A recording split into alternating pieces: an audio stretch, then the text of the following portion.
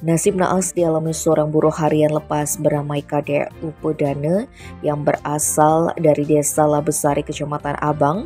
Ia meninggal dunia pada Rabu 13 Desember diduga karena kesetrum aliran listrik saat melakukan aktivitas las di rumahnya.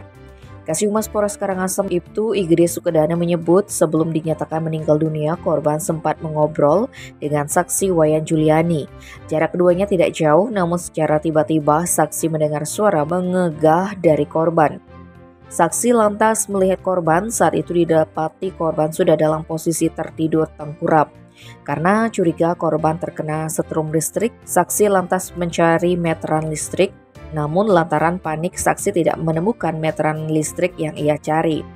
Kemudian Juliani berteriak minta pertolongan hingga akhirnya warga sekitar mendatangi tempat tersebut. Korban dikatakan sempat dilarikan ke Puskesmas Abang 2 untuk menerima pertolongan pertama, namun saat itu kondisi korban lemas dan tidak sadarkan diri. Hingga akhirnya korban dinyatakan meninggal dunia. Tim Bali Express melaporkan.